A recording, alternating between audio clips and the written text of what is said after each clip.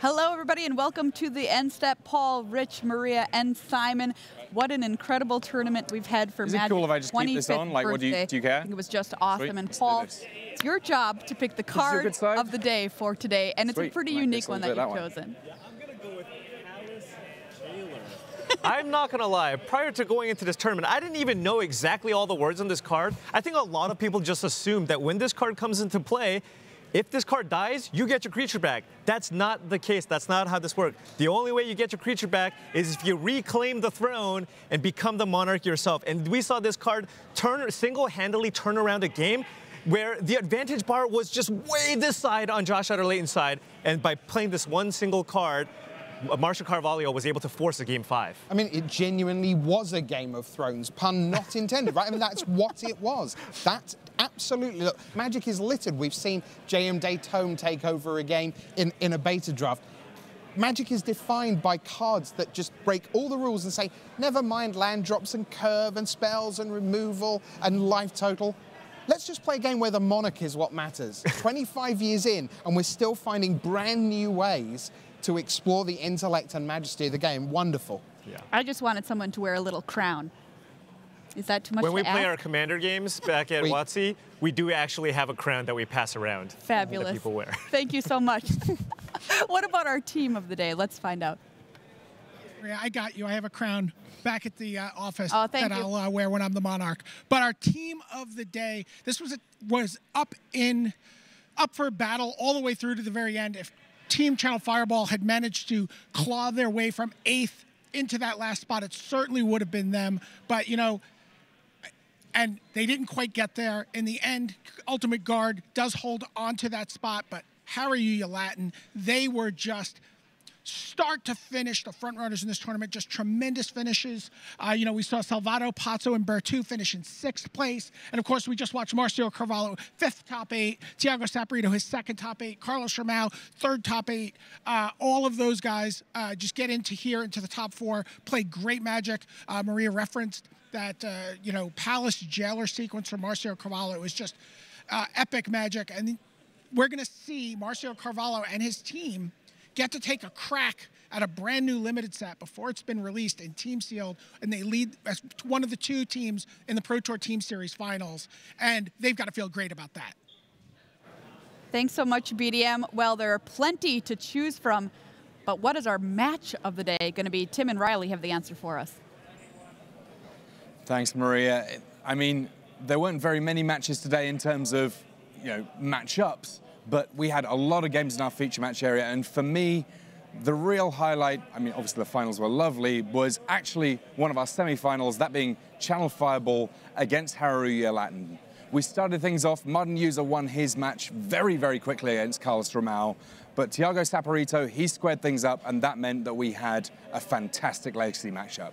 Absolutely, it all came down to Legacy on the final table there, and I tell you what, more swings than in your local playground between Marcio Carvalho and Josh Adler-Layton. Adler-Layton snapping the Legacy format across his knee with Death's Shadow, and this match between these 2 players, it went back and forth and back and forth. Palace Jailer being the MVP, and of course, Delver of Secrets, you gotta have that flip.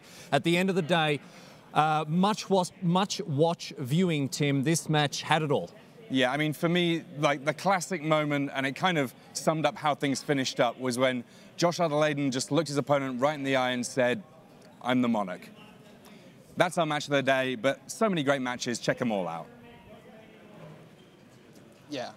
All right, how about our team of the day? Let's find out from our trio of champions with BDM. Thanks, Maria. Of course, our trio of the day has to be the team from Hot Sauce Games here. Ben Hull, you are known for wearing a shirt that says meh. Yes. Are you excited right now as a Pro Tour champion? Meh. A little bit. A little bit, but what was the overwhelming emotion you described to me off camera? Relief. I did not play horribly badly on camera today. Do you feel like you played badly at some other point in this weekend? Oh, yeah. I'm not good at Constructed. I play Limited. But what was it that attracted you to this Hollow 1 deck that has led you to become a Pro Tour champion? I was going to play KCI, then Alan told me to play Hollow 1. That's the extent. All right, so I'm just going to step in front here.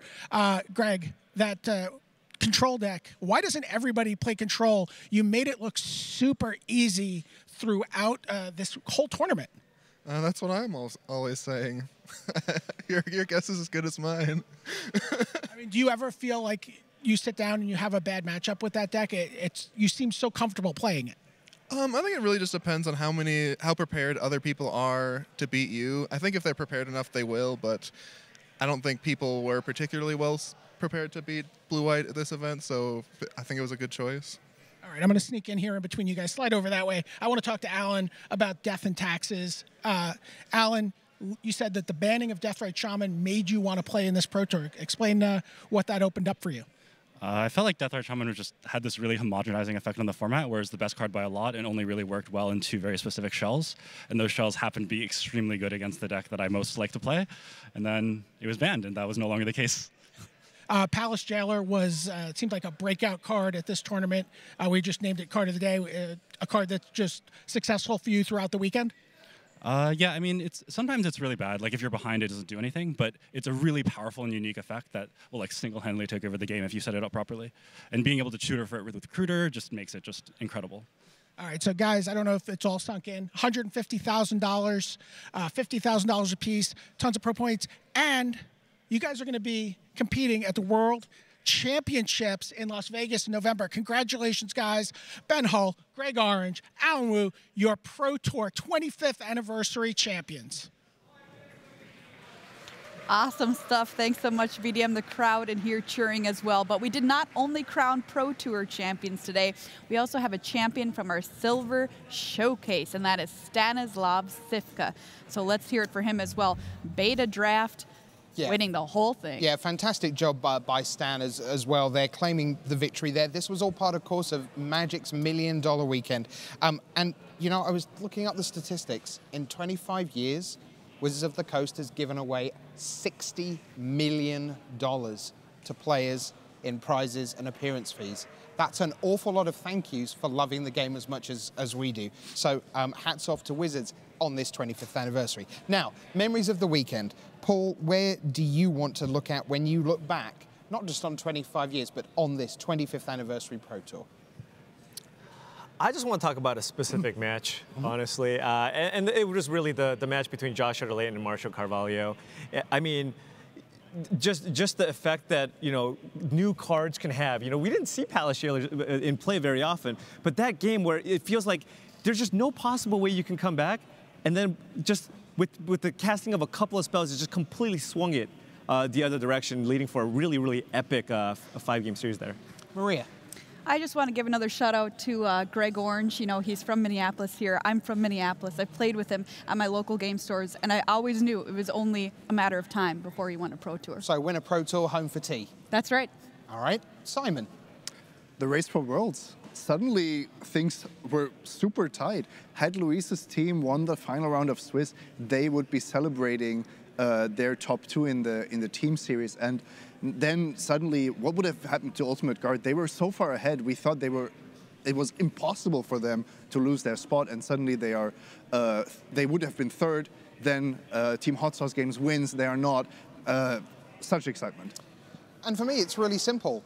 We're at 25 years through the history of Magic, and for much of that time, many of us would wonder, can we really be here in 25 years? Will it be real? Will Magic keep going? Will Magic keep growing? Will Magic keep being fun? Will they keep finding Palace Jailers and new mechanics and new worlds and sets and planes? And will they keep giving away buckets full of dollars to come and play our favorite game? And here in the 25th year of Magic, I think the answer is we know yes. 25 years from now, Magic will very likely still be here. It'll still be generating great stories and great friendships and great champions and great challenges. And as the world continues to evolve, so does Magic, so does gaming, so do we as a community.